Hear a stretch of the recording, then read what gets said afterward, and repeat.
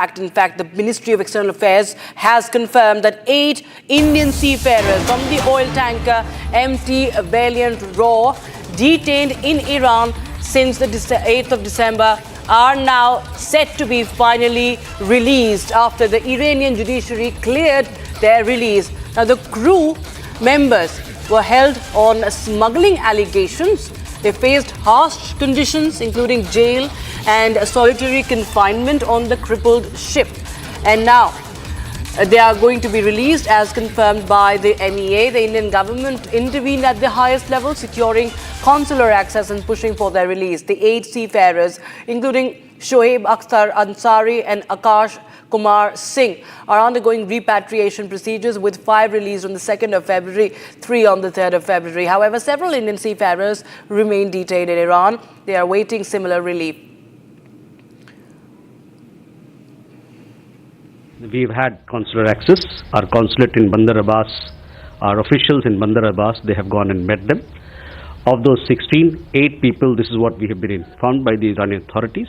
8 of them have been released, and they will be returning home as and when necessary formalities in their regard for the travel is completed. In regard to the other 8, the remaining 8 sailors, we are in touch with Iranian authorities, and we'll see how best to support them.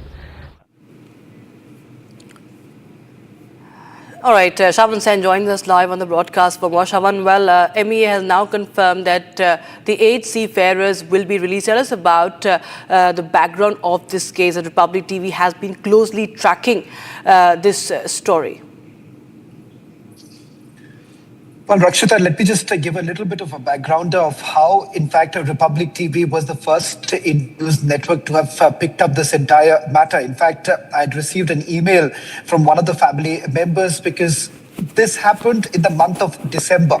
So almost for about a little over 2 months, there's been absolutely no word really coming in from the Iranian authorities as to what really happened with 16 Indians who were basically on board MT Valiant Roar. That's the vessel which is basically owned by a Dubai-based company, and there was no response really coming in from the Iranian authorities. So we got in touch with the family members. In fact, there were 2 family members who first spoke to us. One happens to be the brother of the captain of the vessel, who at that point in time indicated that they had to the Ministry of External Affairs and several other authorities, but to no avail.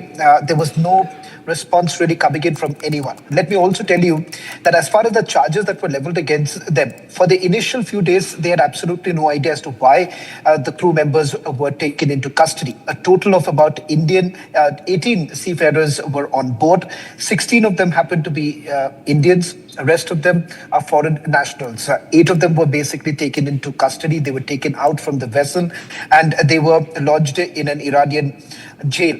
Rest of them were basically asked to stay put in the vessel. So much so, just about 2 days ago, when one of the family members got in touch with us and indicated that the condition was so bad inside the vessel that they had no access to clean drinking water, no access to food.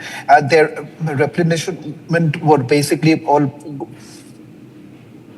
Rakshita, am I audible? Yes. Please continue. Please carry on. So it was just about 2 days ago when the family members got in touch with us, and it was a desperate plea that was made by them because no ration was available on board and the condition was deteriorating. So there was absolutely no help that was provided by the Iranian authorities, and that is the reason why a desperate plea was actually made by them, hoping that the Ministry of External Affairs would actually intervene. We've also reached out to them. So this is the first good news really coming in, that at least 8 of them who were in the custody of the Iranian authorities have now been released. Right. Many thanks, Shavan, for joining us with those details coming in on that story. Republic TV, of course, their own